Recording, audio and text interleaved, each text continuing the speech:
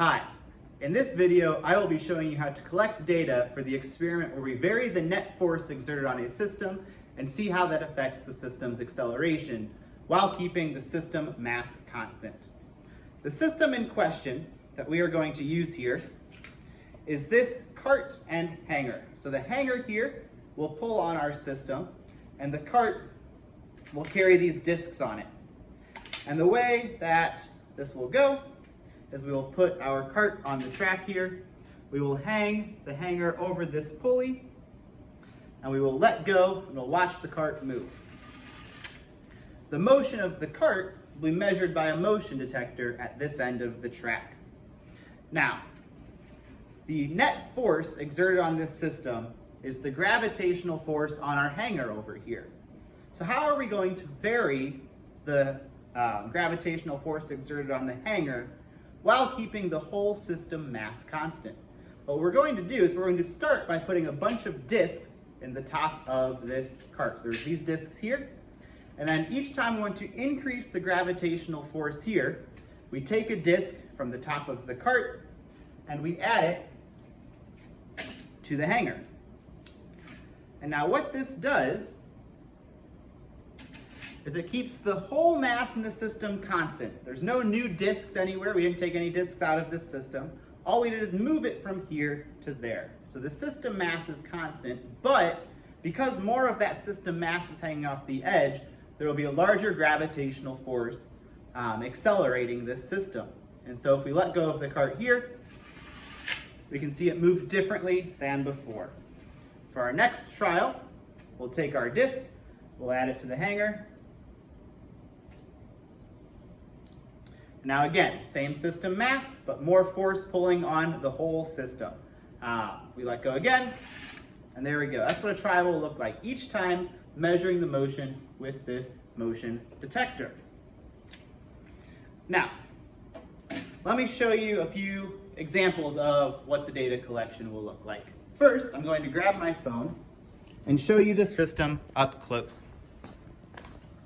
Here is the system. We've got a cart, we have some discs, we have a hanger, we have more discs. I'm going to start with 6 20-gram discs in the cart, and I'm going to start with some amount of mass hanging off the end. I've chosen to make this a total of 20 grams as well. The hanger itself is 5 grams, and then the 2 silver discs are 10 and 5 grams respectively, for again a total of 20 here. And so that's our system.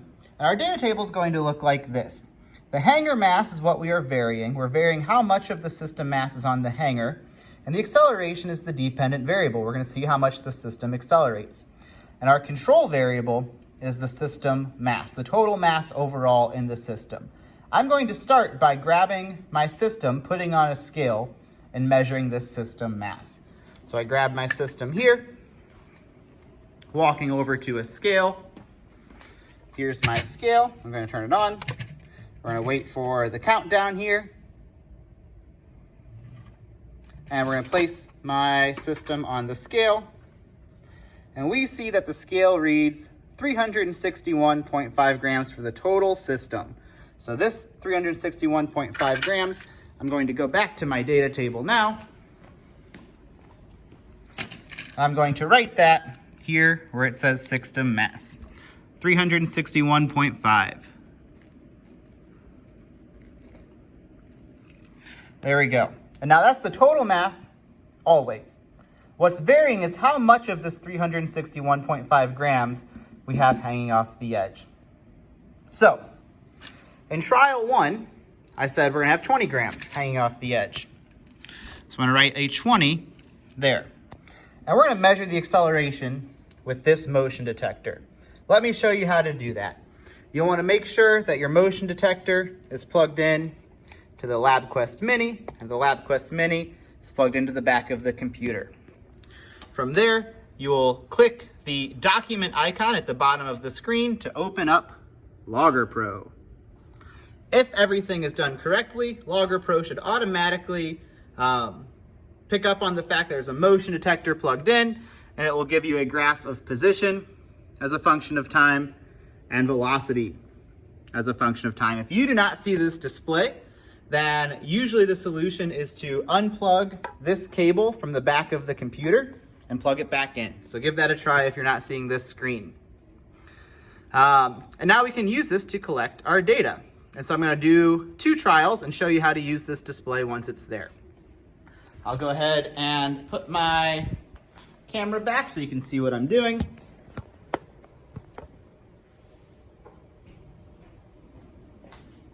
I'm setting up my cart so that it's hanging, so this is here. The hanging mass is hanging off the edge. And I'm going to press the green play button on Logger Pro. And I'll let go, and I'll catch the cart at the other end. Let's look at what that data looks like on Logger Pro. Walking over here, we can see there's the portion of the graph where I was holding onto the cart, and then I let go and it speeds up. We have this nice parabolic curve on the position versus time graph, and this linear curve, so this line, on the velocity versus time graph. And then at this corner, I catch the cart and it slows back down to 0. If you're having trouble seeing this, you can scale your axes by clicking on the graph of interest, and then this A button up here auto scales the graphs. And we can go back to our graphs now, and we can see that velocity graph in much better detail because we're closer up. We look at our axes over here. It looks like we sped up to about 0.8 meters per second. Now we're looking for acceleration, and acceleration is the slope on a velocity versus time graph. So we click and drag the relevant portion, or to highlight the relevant portion of the velocity graph, we go up to our menu, and we press the linear fit button, which is this one right here, linear fit. We click it, we see that a line of best fit has been run through that portion of the velocity graph. We look here, and the slope, which is the acceleration, is 0.5501 meters per second per second. So I'm going to go to my data table. I'm going to say when I had 20 grams of mass hanging off the edge, my acceleration was 0.5501 meters per second squared. There we go. I'm now going to repeat this, but I'm going to keep the total mass in the system the same, but have an additional 20 grams hanging off the edge. So I will now have 40 grams hanging off the edge. For those of you keeping track, that means there will be 321.5 grams left on the cart, including the cart's mass. And so let's watch what that trial looks like.